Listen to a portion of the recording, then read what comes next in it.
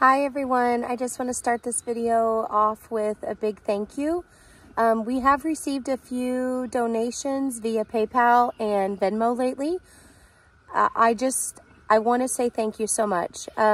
Any amount is helpful, but we've been getting some really great donations lately, and I have to say thank you to those people sincerely. Now, I know this video is going to be a little bit hard for me. I've really contemplated it now for over 2 weeks on how to do this, but just like last time when we did some fundraising to save James and John, I am asking for some help with Boaz. Boaz's feet, as most of you know, are in really rough condition. And I did a video letting you know how what we did with the wraps. They did really well. They kept his feet dry and protected for several days. He has made his way and become a little bit happier in the barn. He's not loving it, but his feet are staying dry.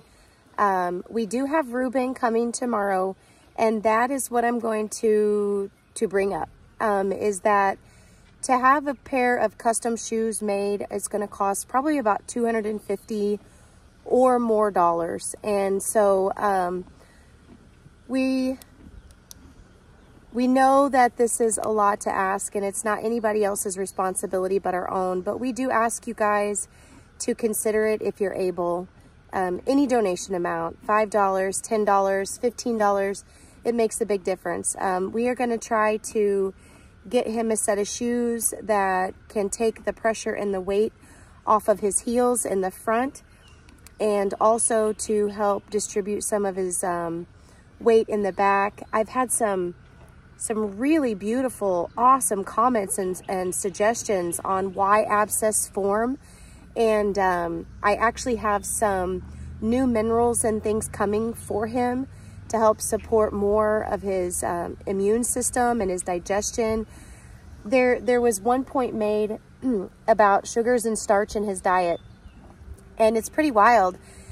We have added a lot of sugar and starch to his diet, not meaningfully, but his grain level and through beet pulp and things like that. And so we're working on changing his diet back down because he's at an optimal weight. He looks good, he's slicked off, he's dewormed. Like his body composition has really, really gotten to where it needs to be. But overall, his hooves are still very, very, they're still really bad. And we're hoping that tomorrow we get really great news by Reuben. The infection within the hoof, around the frog and area, it's so much better. I was looking back at old pictures, and to see that all around the hoof of his frog, or all around the frog area in his hoof, he had white gunk and pus coming out of them when we brought him home. So now there's none of that. It's nice and clean. There is still some thrush that's taking place or growing, but we're trying to kill that from the inside out now. You know, he has been on antibiotics. There were a lot of comments and people saying, put him on antibiotics. You got to have him on. He has been on a lot of antibiotics. He's had doses of Exceed. He's had 30 days worth of SMZ tablets. He's had a lot of antibiotics, and also he's had all of his vaccinations. So one of the comments that a lady made was that she has experienced that directly after vaccinating your horse, if they have a compromised immune system, which likely he did because of his care before coming here, and that takes a long time to build back, his immune system to build back.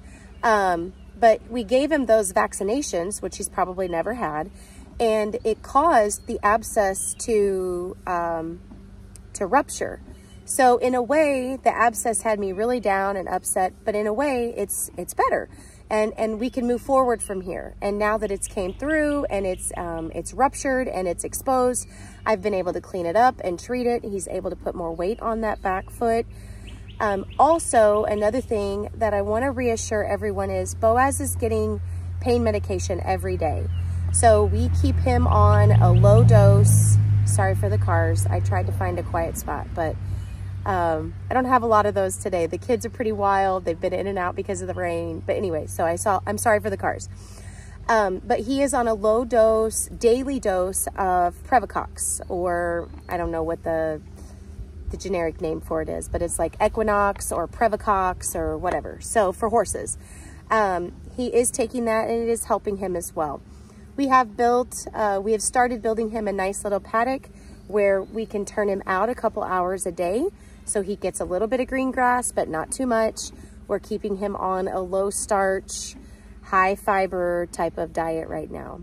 So my question or my request is that if you're able to please send us any donation amount, or if you're interested in maybe even sponsoring Boaz and his hoof care, we would greatly appreciate it. He's a pretty special guy. I've had some awesome conversations with a couple of our subscribers lately, and to see that he has touched the lives of so many, and to see how he has touched the lives of us here at our farm has been really beautiful. So thank you for all the support. If you're unable to send a donation, please pray for him. Please pray for us. We have a lot going on right now. We have several injuries. Horses have been getting into places and things that we just, you know, we do the best we can to keep things as safe as possible for horses. But if you've ever owned a horse, you know that if there's somewhere for a horse to get into, they're going to get into it. And we've had that lately. So doing lots and lots of doctoring and nurse care here for our horses. You can see in the background, this is our sweet little lady. I posted a quick video of her. This is Serena. We have decided to name her, let me move my paper out of the way. We have decided to name her She's a Steel Serena. So as you can see, she's a steel gray, and she's very unhandled, guys. This little filly came from Billings, Montana auction. I've tracked and traced down some information on her, and basically what I was told is that they couldn't share who the seller was, but they could share that the seller was Native American, and they tend to use wild horses to breed their quarter horse mares and and they call them range horses, and then they collect them up once or twice a year, and then they sell the foals. They sort them, separate them, and sell the foals. Everything I've checked into, there's nothing illegal about this. I asked the woman at the livestock auction in Billings if this was illegal in any way. They said no. She was purchased through the Stroud kill pen, and then that's how we got her from the Stroud kill pen. So anyway, this is Serena, and we don't know her background yet. She is very, very sweet. As you can see, we just come down here and feed her and hang out with her. Earlier today, I was sitting actually in the pen with her, but it rained today and it got all muddy. So I'm sitting just outside of the pen on a cut down barrel, 55-gallon drum barrel. So anyway, but meet Serena. She's supposed to be a 2-year-old filly. We can't get her tag off yet. She's just getting lots and lots of hay. She will not eat an ounce of grain. She just doesn't want it. As soon as we can get her halter broke or trained and tame and just gentle down, of course, she's going to get all of the workup. She will get vaccinations.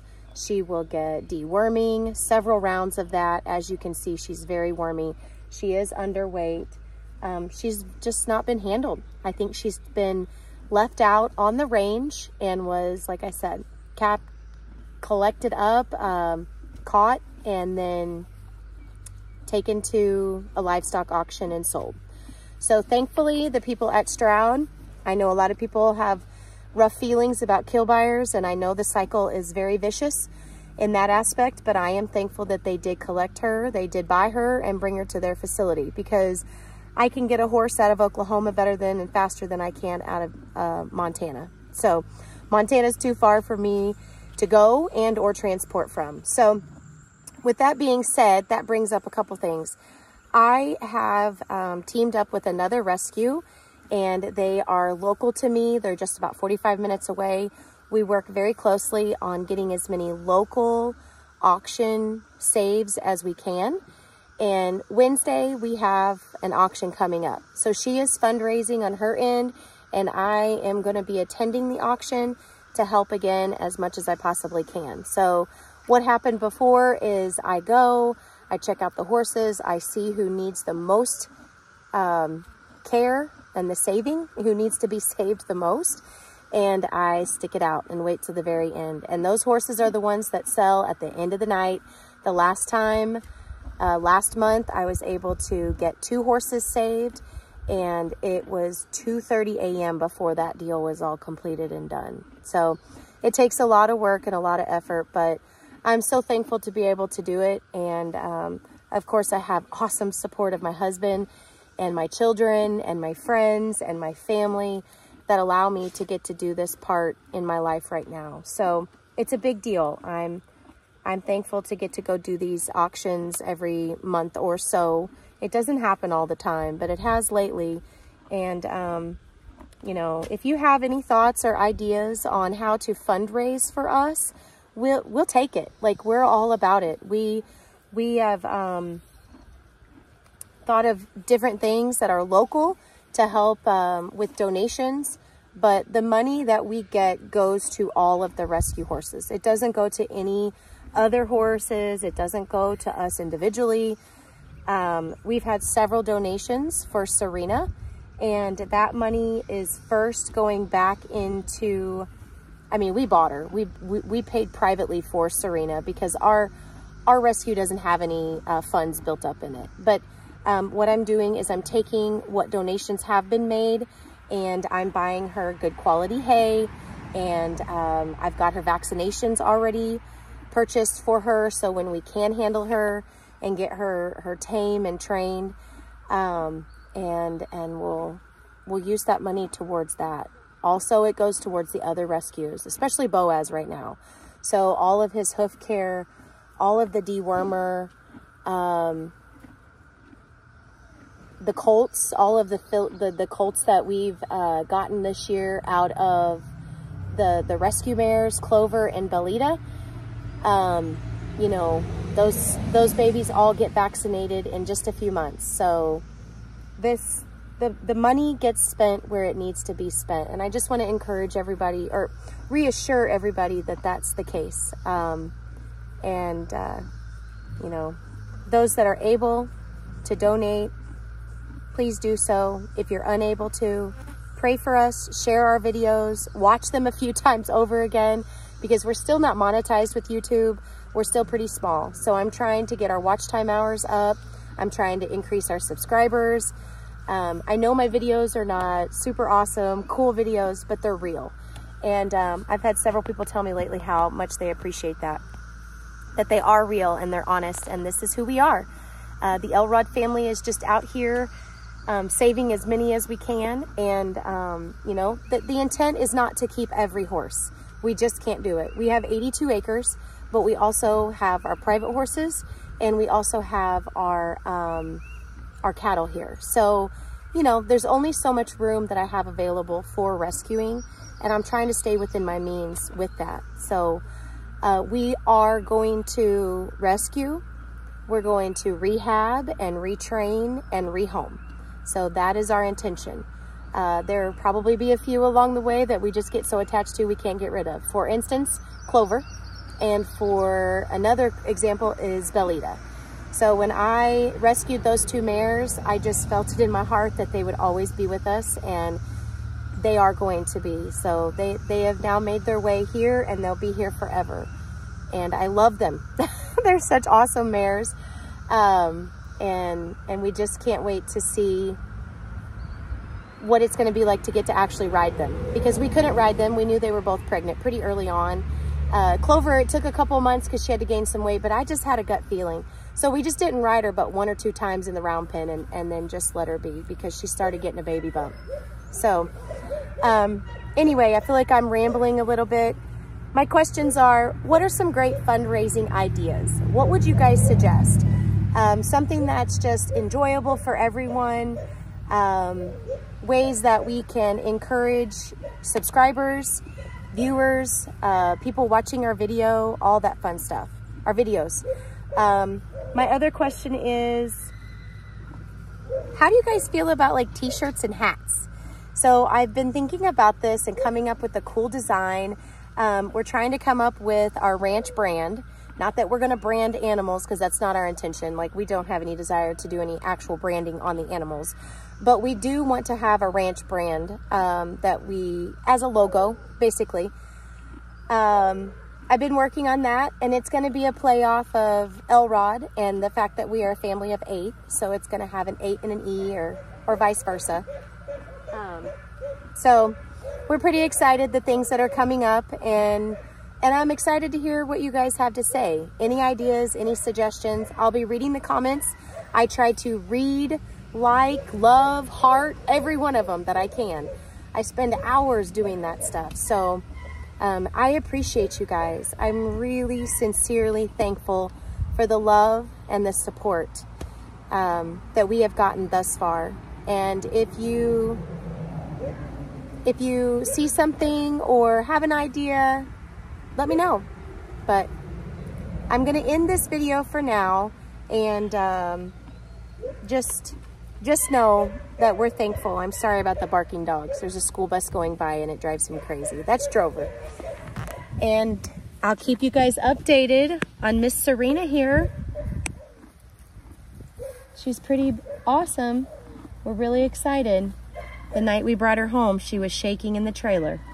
This poor little filly has definitely been through a lot. I know she probably got rounded up on the range, separated off from her herd, taken to the auction, ran through auction 1, went to a kill pen, and now she's here.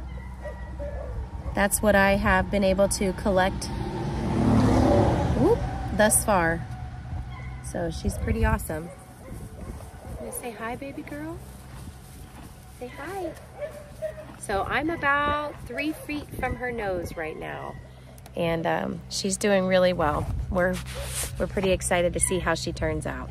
We actually have already had a couple of interest in her adoption, but we will not adopt her out until we have her properly trained and she knows all the things she needs to know to be successful at staying out of, you know, auctions and kill pens and all that stuff later on. So I'm a firm believer that a horse needs to have its training. It really does. And it needs to go to people that know how to handle them.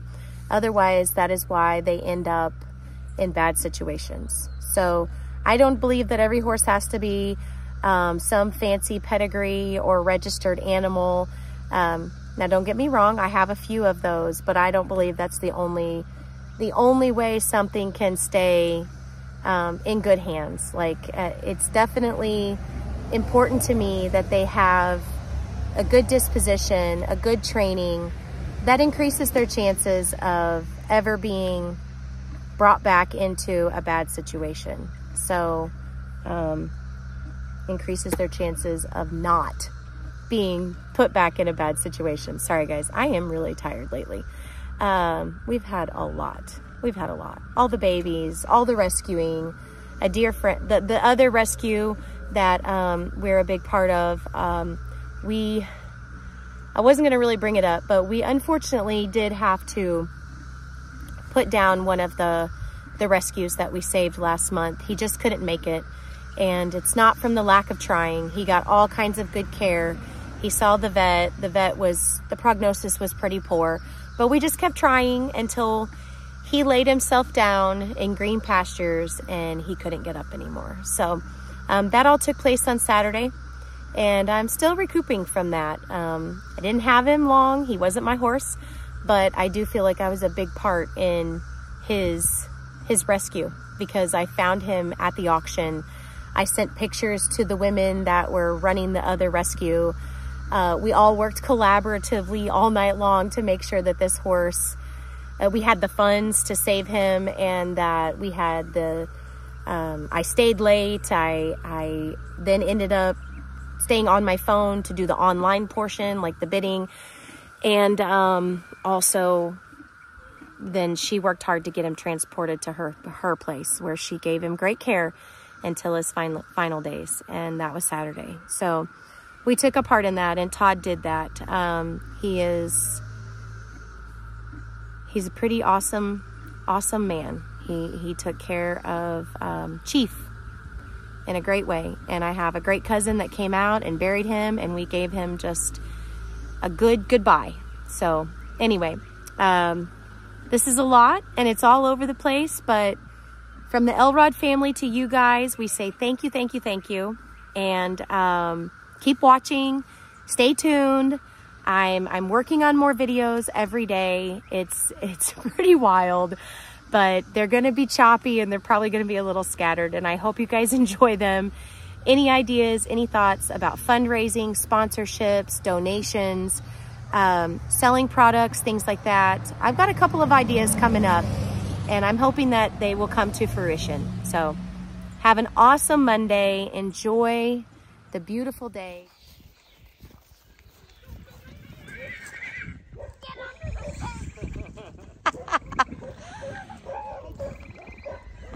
And here they all come.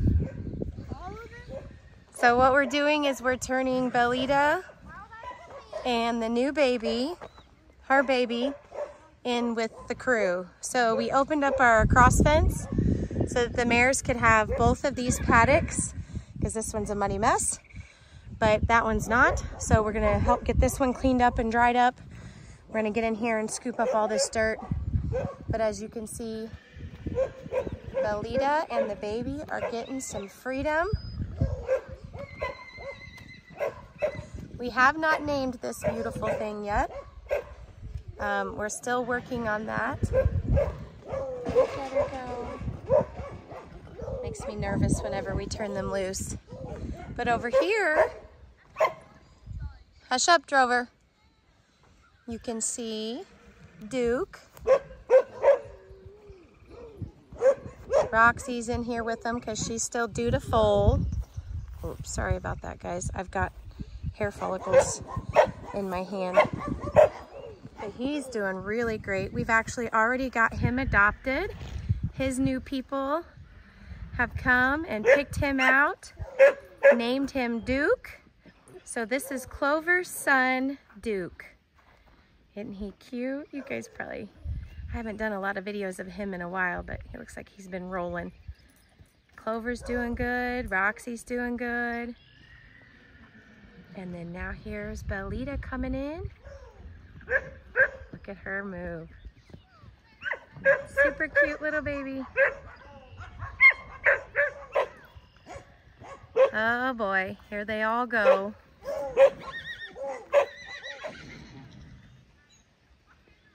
They're all getting reacquainted.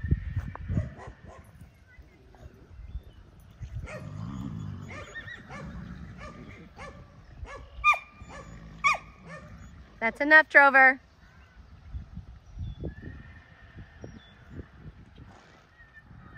So when we first turn them out, it always makes me nervous because everybody has to relearn all of their fence lines and all that good stuff. But these girls have all been in here a couple different times, so they know it. And we've regrouped on the fencing. We use horse tape, electric fence tape, which we call it just horse tape, but we feel like it's the safest. And once the horses are trained to electric fencing, then they are apt to just stay away from fencing altogether, which is kind of the goal around here. We do have some barbed wire up on our property. Still, it's around the perimeter and in a few other places. So we're slowly taking that out and adding in all of this horse tape. And then long-term goals are going to be being able to put in a lot of board and pipe fencing. So you can see she is winded. Oh my goodness. But these two are going to be settling in just nice with Clover and Duke. And Miss Foxy Roxy over here, she's going to have her baby someday. No, I mean, I know when she's going to have it at the end of June. Hi, Bellita. Hi, baby. Hi, baby. We just haven't figured out a name for her yet. We're calling her Spicy for now, because we just really liked that. That was suggested, and just feel like she's a spicy little girl. That's not going to be her full-time name, but she's kind of cute. She's really cute. So those of you just watching this, you can look back at our YouTube and see the story on Bellita. She is an Andalusian cross, and we rescued her back in, ooh, let me get out of the way. Oh, she's stretching her legs.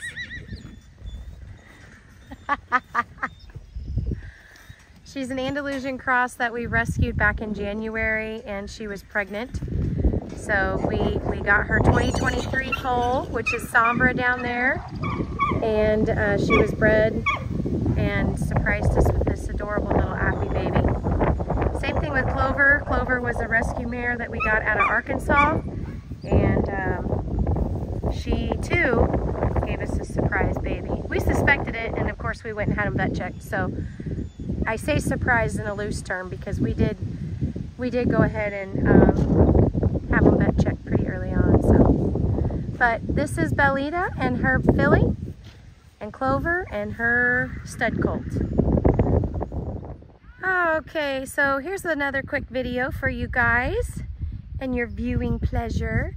This is Sombra. This is Bellita's 2023 foal. Hey baby, he is so cool. And that over there is Mr. James. You can see he's doing really well, slicking off. He's a little ribby today. And then here is John. He's still shedding, but you can see there from his top line and how it's going down. It's coming off slowly but surely. The two Belgians are doing well. And Sombra. And there's Juno and Misty, Dandy, and Demi. We call them the girls. And then over there, that's Lady and Sophie. So the black and white paint mare is Lady. She's a Tennessee Walker. And then the smaller one, she's a Grulo Dun. That is Sophie. She's a Pasifino. And then this one walking towards us, that's Misty. The Perlino is Juno. The Sorrel is Dandy. We purchased her from JR and Emery at Homestead Horsemanship. And then the one beside her that is this beautiful, just brown mare, we don't really know what her color is. She is an Icelandic, and she is Demi. She's a pretty sweet girl.